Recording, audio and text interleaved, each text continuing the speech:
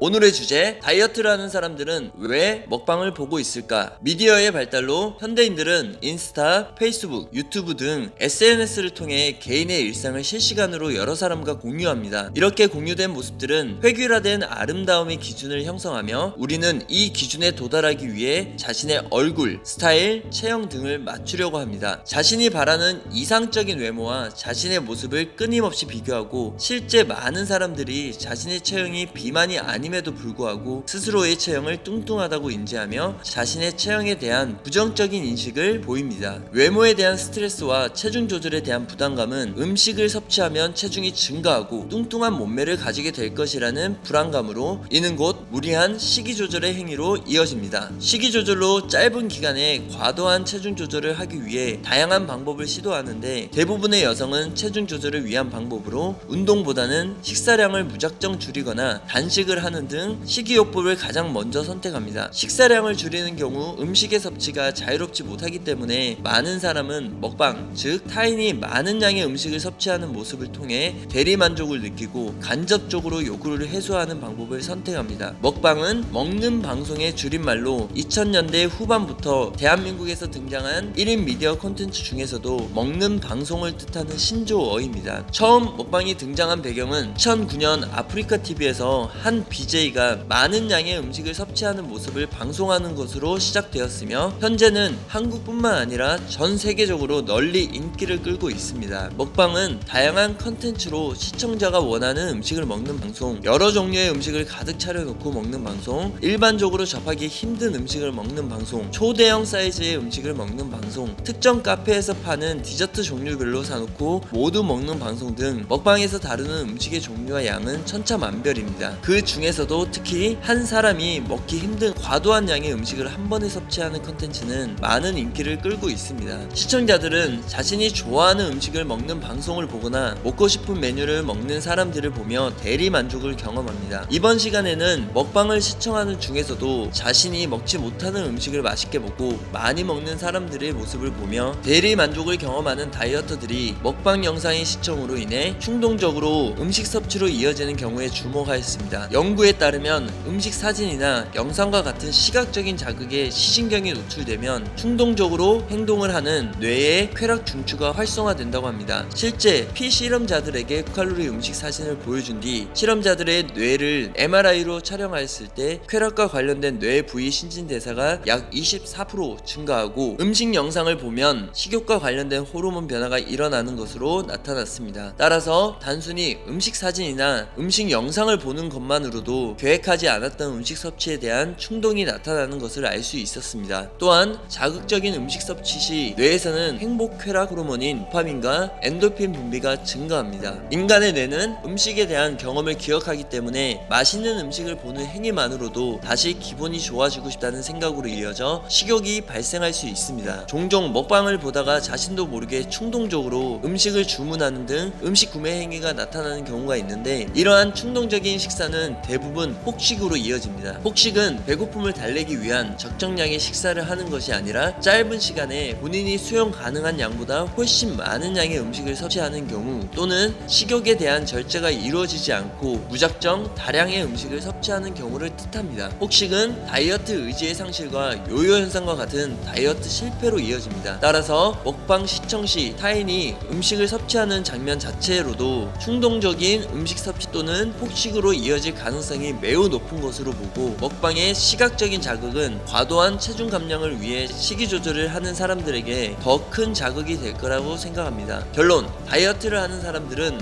먹방을 보는 순간 누구나 폭식할 가능성이 높다. 그래서 다음 시간에는 나는 왜 폭식을 하게 될까? 폭식의 행동 개념과 요인에 대해 설명해 드리겠습니다.